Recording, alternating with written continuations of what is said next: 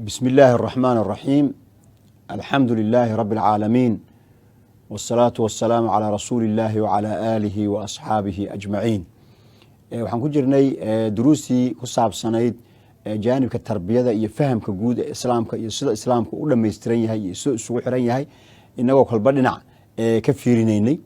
waxaan soo qaadanay arrin muhiim ah oo ahayd qofka salaadaha uu tukanayo iyo soonka uu soomayo in uu asaga yani ilaashado oo aan laga qaadanin oo yani dad kale intuu wax ka sheego ama dad kale intuu dhibo ayna noqonin wixiisi wax ka baabaa sidii aan soo qaadanay ahayd islaantii salaada badan tukan jirtay laakiin deriska carabkeeda ku dhibi jirtay ee nabigu uu yiri khayr male tan waa ahlu naar maxaa yeelay carabkaas ay ku dhibayso dadka deriska ah ayay naarta ku mutaysatay salaadiina waxba umayna tarin.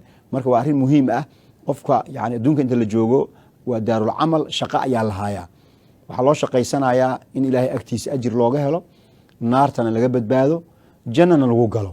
acmaashan marka laynoo diray inaan samayno ay tahay ee waajibka ilahay nooga dhigay iyo wixii kale aan ku darsan karna ama khayraad ama sunno ama samanfal ahna ujeedada laga leeyahay waxay tahay qofka inay asaga ay anfacdo ee uusan noqonin qof dad kale u shaqeeyey. talow ma dhici kartaa inay jiraan dad daala oo laakiin dad kale u shaqeeya way jiraan. hadda maalan soonka oo kale ka soo qaad dadaa soomaya way gaajoonayaan way haraadayaan ajirkii ay ka heli lahayn ayaga loo dhigi lahaa akaankooda loo dhigi lahaa yaa wuxuu samaynayaa dhibaatooyin kale intuu geysto oo bulshada uu la nool yahay uu dhib u geysto ayaa soonkii uu soomay ajirkii looga dhigay ee loogu shubay akaunkiisa yaa intii laga soo bixiyo laga soo qaado ayaa qofkii uu dhibaatada u geystay la siinaya. qofkaas marka maxaa ku dhacay? laba khasaara ku dhacay. adduunkiina wuu dadaalay oo wuu rafaaday oo wuu soomay oo wuu salaaday oo yani naftiisa wuu xakameeyey wuu dhibay. ajirkii uu ka heli lahaana maadaama dhinacii kale oo dadka wax u geystay dad kale u shaqaynaya. taas waxaan ka faa'iidaysanaynaa dadka qaar waxaa jira haddii maalan ama la caayo ama haddii wax laga sheego yani ka xumaanayo oo qofkii waxaas ka sheegay inay ama wax gaarsiiyaan ama caayaan ayay jecel yihiin. qofkaas waxaa fiican inuuna saas samaynin.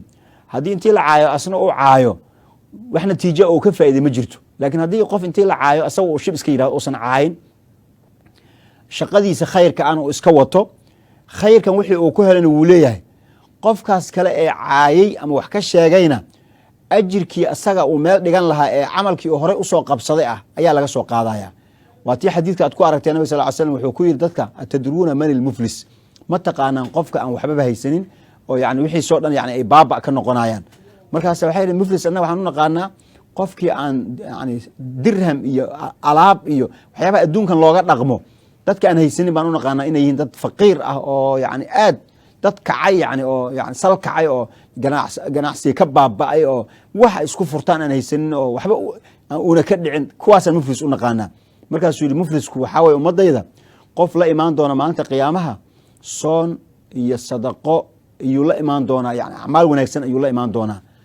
laakiin wuxuu imaan doonaa asagoo oo ya'tii waqad shatama haada asagoo kan caayey wa daraba haada kan garaacay wa safaka dama haada kan dhiig ka daadiyey wa akala maala haada kan maal ka cunay wa qadafa haada kan aflagaadeeyey intaasuu imaanaya. markaasa waxaa la samaynaya fa yucdaa haada min xasanaatihi wa haada min xasanaatihi.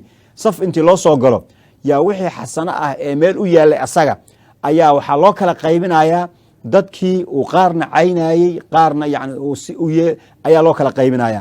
haddii wixii xasano ah ee u yaalay ay ka baaba'aan oo laga qaatay lalaga wareego welina ay jiraan dad uu wax u geystay oo soo safan oo xaqi ka maqnaa yani raba in ay ka qaataan maxaa la samaynaya waxna uma yaallo wix baa laga dhameeyey. qofkan uu wax u geystay dembi ayuu horey usoo galay. dembigii asagaa lagu ciqaabi lahaa asaga ayaa watay asagaa lagu xisaabin lahaa.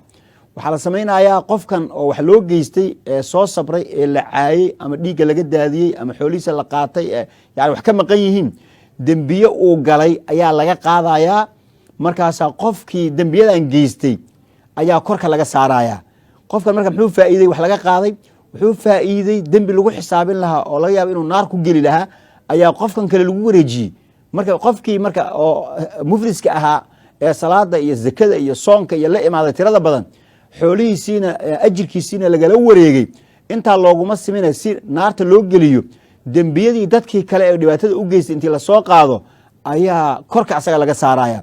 markii korka laga saaro kadib maxaa usoo baxaye dembiye badaan kuwiisii iyo dadkii wax soo yeelay kuwoodii intaas oo dembi markii la isugu daro dembi waxaa ka soo baxaya uma durixa fi naar naarta ayaa lagu tuurayaa saas ayuu marka naarta ku galaya. marka walciyaadu billahi waa arrin xanuun badan oo dhib badan oo loo baahan yahay shaqada aynu qabanayno iyo cibaadaadkan aynu samaysanayno inaynan dad kale u shaqaynin, dad kale inaynan yani aynan wixii siinine qof walbow naftaada ka adkow wixii adigu aad kasbato oo camal saalix ah si aadan yani lagaaga qaadanin dadka kale waxa u geysanin, dad kale ha u shaqaynin, adigu shaqayso adiga oo waxa ay ku dhan yihiin halkaas ilaahay hortiisa inaad tagto oo ajirkaagii adigu aad manaafacadsatid ayaa loo baahan yahay. laakiin haddaad afka furato oo maalinba aad dhinac u tuurto oo dadka aad caysid qofkaas aad caynayso adoon is ogeyn ayaa waxaad siinaysaa xasanaadkii adigu aad shaqaysanaysay soonkii iyo salaadii ayaa asaga loo googoynaya. maalin aysan shalayto waxba anfacaynin ayaadna ka shalayn doontaa.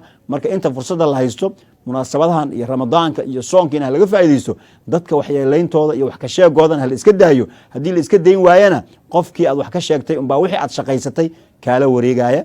darsigan intaasuu ku egyahay. wasala allahuma calaa sayidina maxamedin wacala alihi wasaxbi ajmaciin. wasalaamu calaykum waraxmat ullaahi wabarakaatuh.